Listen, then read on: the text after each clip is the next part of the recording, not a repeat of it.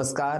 पिछले वीडियो में हमने देखा था कि ऋषिराज जी ने जो थीसिस लिखी है और ये दावा किया है कि अभी तक जो विप्रतिषेधे परम कार्यम का जो अर्थ किया जा रहा था या और प्रकार की परिभाषाएं आ रही थी अलग अलग रूपों को सिद्ध करने के लिए, वो योग्य नहीं थी, वो मिसअंडरस्टैंडिंग थी। और आज मैंने राइट एंड लेफ्ट हैंड की जो थियरी बताई है वो सबका सॉल्यूशन कर देगी। वो बहुत सालों से जो पहली बुझ नहीं रही थी वो मैंने पहली बुझा दी है।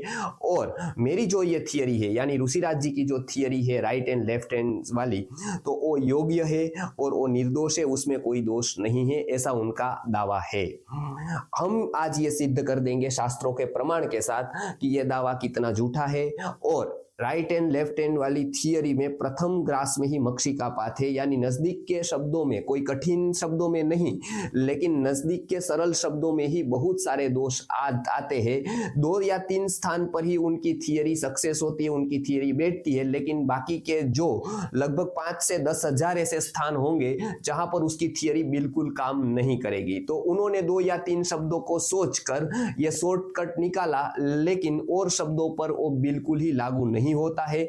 इसलिए हम आज ये चर्चा करेंगे और आज हम ये सिद्ध कर देंगे कि कैसे कैसे उनके ही कहने पर, उनकी थियरी पर ही ये शब्द सिद्ध नहीं होते हैं। तो चलिए देखते हैं उन्होंने जिस थियरी का उपयोग कैसे किया था और किस तरह से उन्होंने सिद्धि की थी और कहां पर उन्होंने अपनी theory right and left hand वाली लगाई थी, वो हम देखते हैं।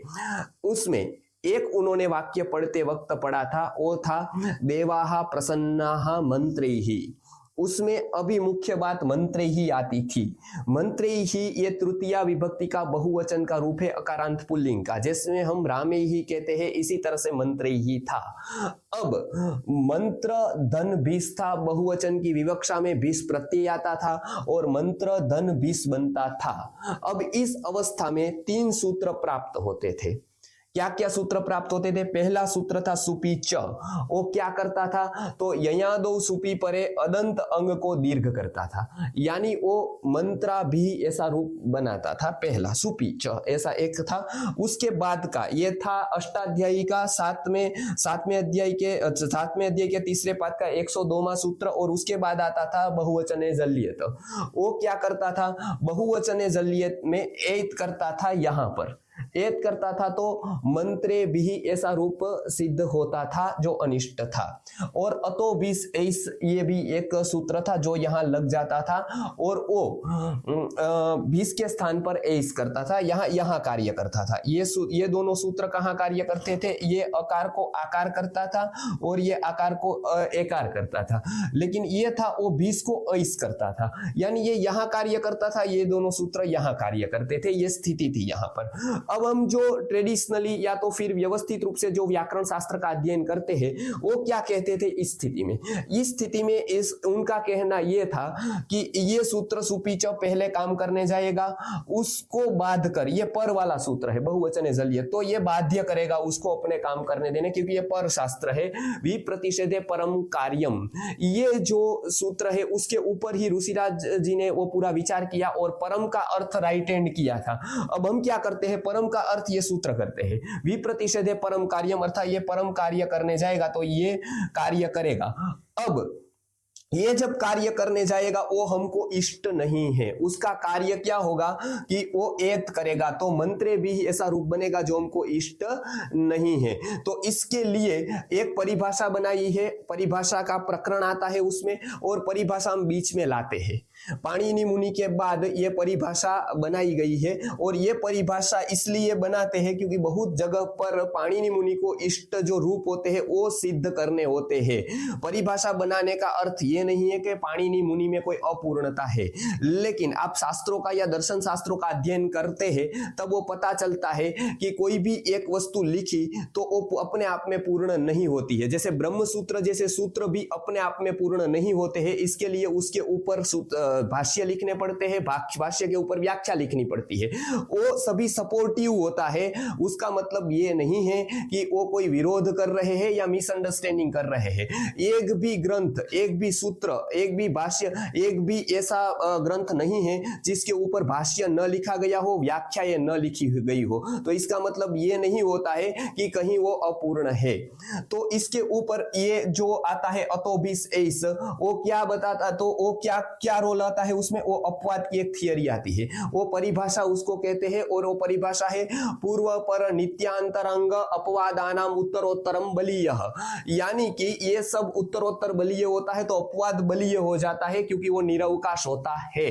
इसीलिए अतो 20 ऐस ये अपवाद हो गया है, और ए 20 को ऐस करके यहां पर कार्य करता है, वो है ऐस। ऐस में से जो विसर्ग हो जाता है तो मंत्र ही ऐसा रूप सिद्ध होता है। ये पूरी ट्रेडिशनल पद्धति से हम इसको ऐसे इस तरह से रूप सिद्ध करते हैं, और ये कठिन जरूर है लेकिन 100% सही ही ये पद्धति है। कठिन लगती हो लेकिन वो सभी सूत्रों में लग पाती है, और सभी सूत्र को देखकर उसको बनाई गई है। अब उसके स्थान पर ऋषिराज जी का यह कहना है कि मंत्र ही, इसमें यह कठिन पद्धति की बिल्कुल जरूरत नहीं है, आपको यह अपवाद लाने की बिल्कुल जरूरत नहीं है। क्या कर सकते हैं ऋषिराज जी की दृष्टि से, उन्होंने यह किया कि जब मंत्र ही हमको बनाना है तब जितने सूत्र आते हैं ये परिस्थिति में उतने को आने दो, और बाद में हम देखेंगे कि राइट एंड पर कार्य कौन कर रहा है और लेफ्ट एंड पर कार्य कौन कर रहा है। जो राइट एंड पर कार्य कर रहा हो उसको हम आंख बंद करके उसको अपना कार्य करने देंगे, चाहे वो पहले हो बाद में हो कहीं पर भी हो।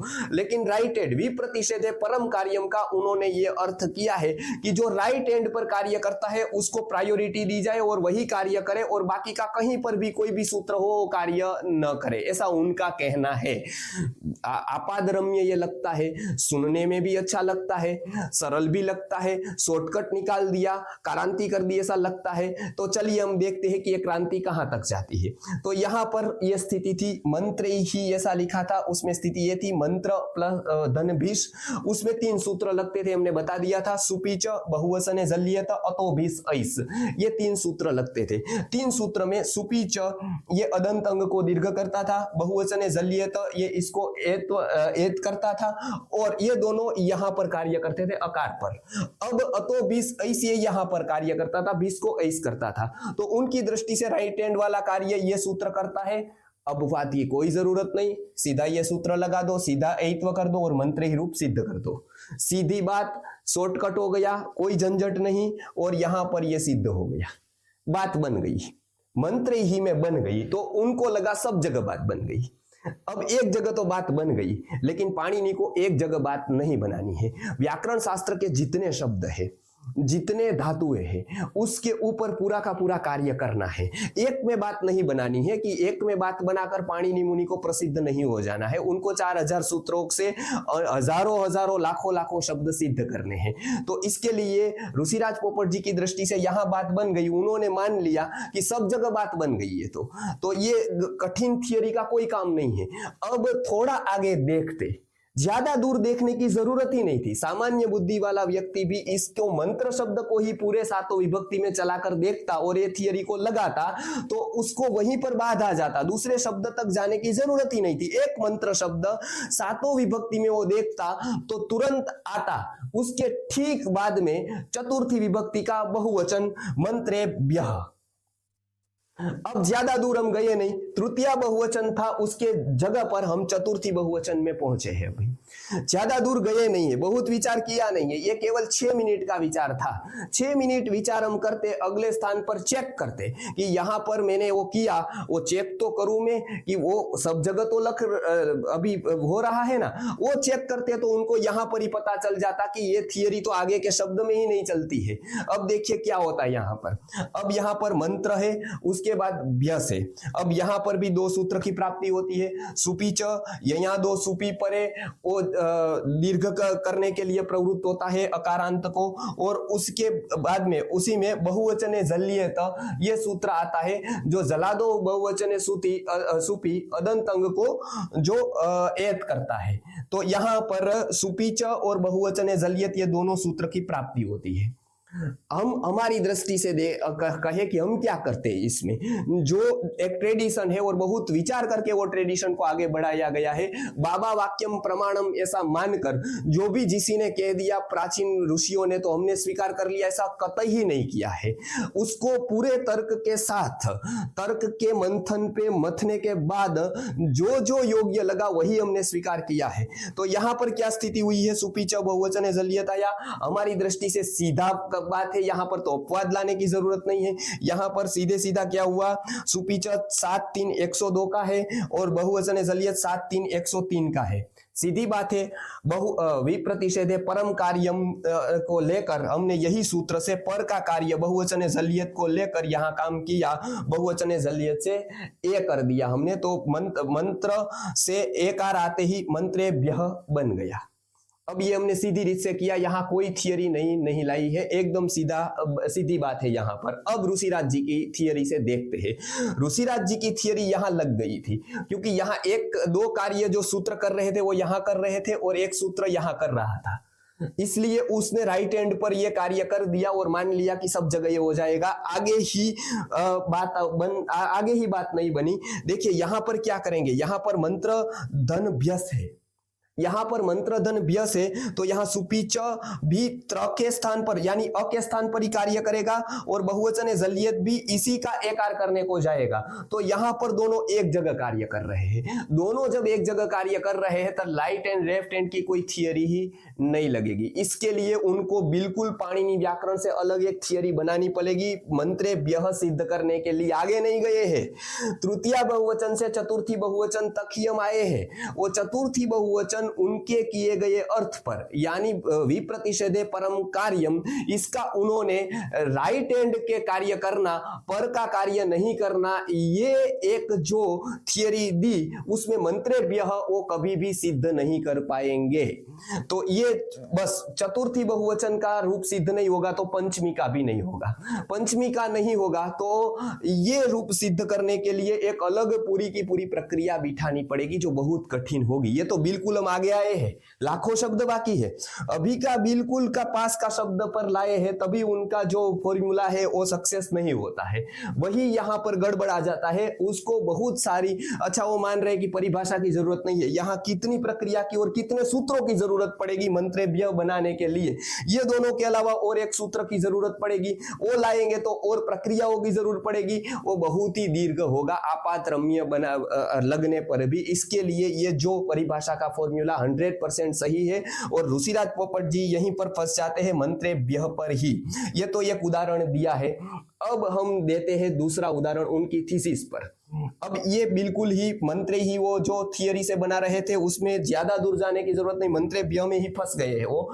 कोई भी व्यक्ति इस थियरी से यदि मंत्रेभ्यः सिद्ध कर देगा, संस्कृत आर्य गुरुकुलम का चैलेंज है, वो कितने भी विद्वान आ जाए मंत्रेभ्यः सिद्ध कर दे ऋषिराज पोपट जी की थियरी पर विप्रतिषेधे परम कार्यम का यथाश्रुत जो हम अभी तक अर्थ कर रहे हैं वो अर्थ को न करके वो ये कर दे, तो हम उसको जो भी मांगेगा वो इनाम देने को तैयार है। आगे अब थीसिस नंबर 52 पर उनकी थीसिस मैंने पढ़ी है, उन्होंने लिखा है कि हरिणा, ऐसा पृष्ठ संख्या 52 पर, शोध पत्र संख्या 52, उस पर आप देख सकते हैं। उन्होंने दो शब्दों का जिक्र किया है, उसमें एक हरिणा है एक वारिणा है। अब हरिदंटा ये स्थिति है, उसमें हरिदंटा की स्थिति में वो बताते हैं कि यहाँ पर मेरी जो मतलब जो थियरी है उससे आसानी से हरिणा बन जाता है। क्यों? क्योंकि इको यणची इकार का यकार करता है और आंगोनास्त्रियम जो लगता है ओटा के ऊपर काम करके ना करता है। तो हरिणा मेरी दृष्टि से राइट हैंड वाला कार्य इजीली बन जा रहा है, तो हरिणा बन जा रहा है, तो वो कोई बात नहीं, वो अच्छी बात है कि उनकी थियरी यहाँ पर लागू हो रही है, हरिणा इजीली बन जा रहा है। क्योंकि यहाँ पर मैंने पहले बताया राइट एंड लेफ्ट पर कार्य हो रहा है, इसके लिए उसकी थियरी लग रही है। लेकिन हमारी दृष्टि से भी वो इजीली बन जाता है, क्योंकि इको यणची 6 1 77 पर है, आंगोनास्त्रियम 7 3 120 पर है, तो पर शास्त्र हुआ 7 3 120 वाला। तो हमारी दृष्टि से विप्रतिषेधे परम कार्यम से आंगोनास्त्रियम लगाकर हजारों वर्ष से हम हरिणा बना ही रहे हैं, तो उसमें कोई आपत्ति ही नहीं है, नहीं कोई गुत्थी है, नहीं कोई पहेली है, इजी ही हम कर रहे हैं। अब किसी को वो इजी न लगे, सोचने की मजबूरी लगे या सोच कभी भी दिमाग ने सोचा नहीं हो तो उनको कठिन लग सकता है, लेकिन ये बिल्कुल कठिन नहीं है, क्योंकि व्याकरण के लिए उतने स्तर का दिमाग को तैयार करना पड़ता है।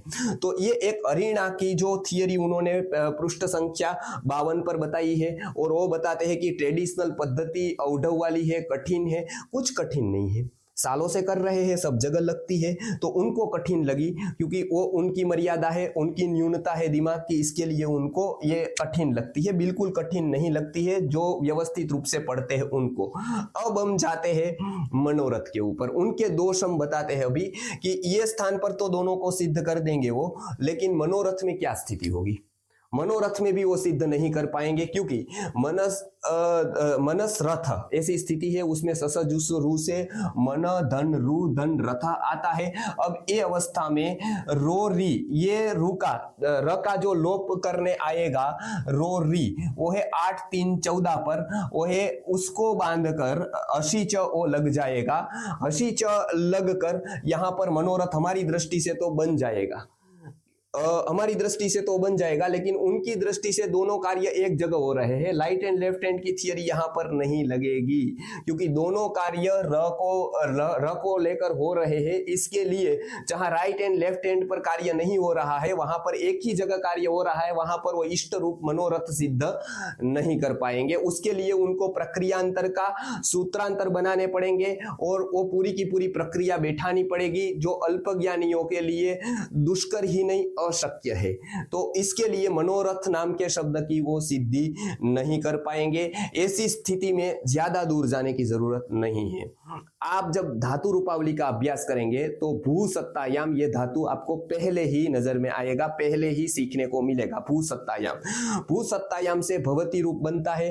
भू धन शप प्रत्यय करके उसके बाद तीप आता है। अब यहां पर रूप ऐसे बनता है, भू धन अधन तीप, श का लोप हो जाता है। तो अब क्या होगा, यहां पर भू को यहां पर इको यणची ये सूत्र से यहां पर व करने को गया, और तभी सार्वधातुक अर्धधातु कयो हो ये सूत्र वहां पर वो यानी कि गुण करने के लिए प्रवृत्त हुआ है। हमारी दृष्टि से तो एक ही स्थान पर यद्यपि कार्य हो रहा है, लेकिन इको यणची इसके बाद का है सार्वधातुक अर्धधातु कयो हो ये सूत्र, तो ये सूत्र गुण कर देगा यहां पर, यानी भो अति होगा और यचो यवायाव से भवती रूप बन जाएगा। ऋषिराज जी की प्रक्रिया से हम यदि देखेंगे तो यहां पर भी क्या तकलीफ हो रही है आप देखिए।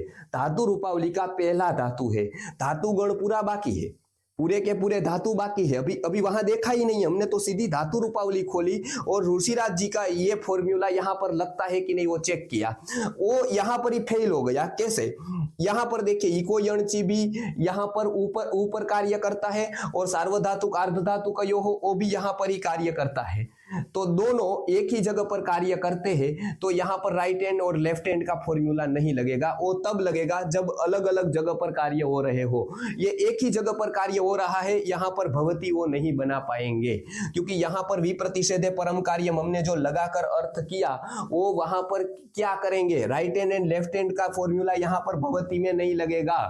भवती मानो पहला ही धातु का रूप है, प्रथम ग्रासे मक्षिका पात होता है, अर्थात पहले ही कवल में खाए और मक्षिका आ जाए, ऐसी स्थिति हो गई। धातु रूपावली में पहले ही धातु के रूप में भवती में ओ नहीं लगा, इसके लिए वो सार्वत्रिक नहीं लगने के कारण वो बिल्कुल अविचारी कार्य है। बिल्कुल एक जगह विचार कर लिया और इतने खुश हो गए और सब जगह कह दिया कि मैंने सब जगह पर रूप सिद्ध कर दिए और परिभाषा को व्यर्थ ठहरा दिया, तो ये तो एकदम नादानियत है।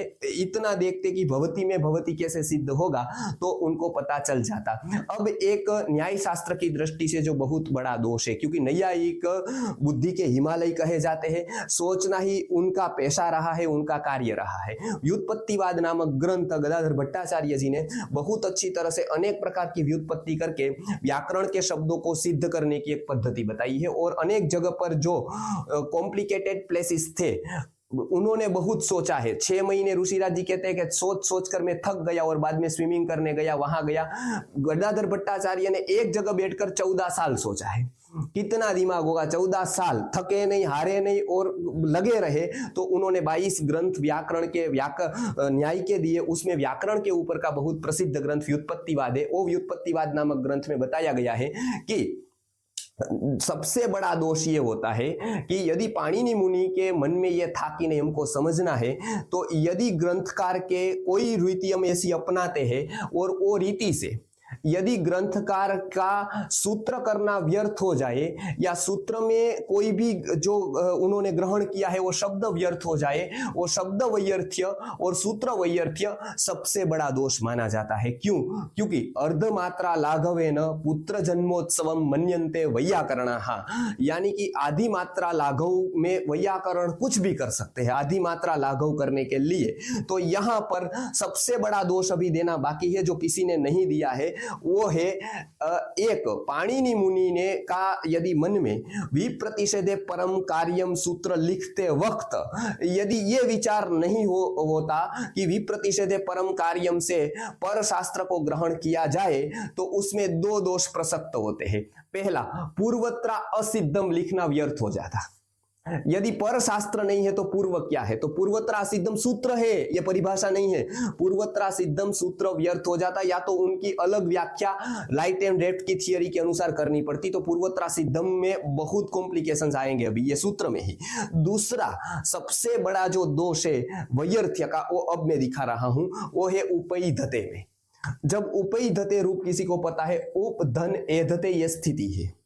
उपधन एधते में वृद्धि रेचि ये सूत्र लगता है, वो अवर्णात अची परे पूर्व पर के स्थान पे वृद्धि एक आदेश करता है। वृद्धि रेचि ये एची परे रहते उसको वृद्धि करता है। तो यहां पर क्या होगा? उपधन एधते है, उपधन एधते हो गया। वहां पर क्या हुआ? एक लग गया वृद्धि रेचि, जो वृद्धि करने में प्रवृत्त हुआ वो इष्ट ही है, हमको यहाँ वृद्धि करनी है, वो मतलब इष्ट है।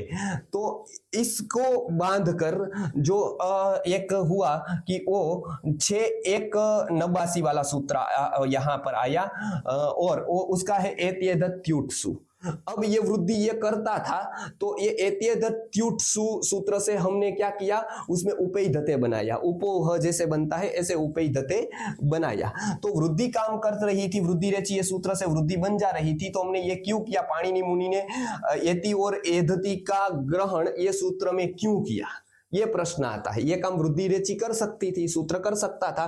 तो एत्येदत्युत्सु ये सूत्र में एति और एधति का ग्रहण इसलिए किया गया क्योंकि एंगी पर रूपम इसको बांध रहा था, वो पररूप कर रहा था, यानी उपेधते ऐसा एक अनिष्ट रूप बना रहा था। क्योंकि वृद्धि रेचि ये जो है उसके बाद का ये मतलब ये सूत्र इसके बाद का है, तो इसके लिए एंगी पर रूपम यहाँ पर बांधकर पररूप कर रहा था। वो पररूप को रोकने के लिए पाणिनि मुनि ने ये सूत्र में एति और एधति का ग्रहण किया।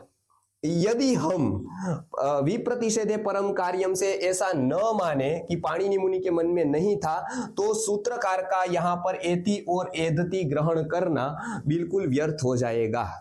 तो वृद्धि रेचि ही अपना कार्य कर देगी यहाँ पर उपैधते में, और उपैधते रूप बन जाएगा यहाँ पर। और खास करके एत्येदत्युत्सु में एति और एधति का ग्रहण जो पर शास्त्र को ही प्रबल मानकर जो यहाँ पर बाध हुआ, और उसके बाद एत्येदत्युत्सु में एति और एधति का ग्रहण हुआ, वो पाणिनि मुनि का एति और एधति का ग्रहण करना व्यर्थ हो जाएगा। इसके लिए सूत्रकार का ही, कोई वृत्तिकार की बात नहीं कर रहे हैं, परिभाषाकार की बात नहीं कर रहे हैं, भाष्यकार की बात नहीं कर रहे, सूत्रकार की ही बात कर रहे। सूत्रकार ने जो यहाँ एति और एधति का ग्रहण किया वो व्यर्थ हो जाएगा। इससे तो हमने थोड़े सूत्र देखे थे, उसमें इतनी आपत्तियां है।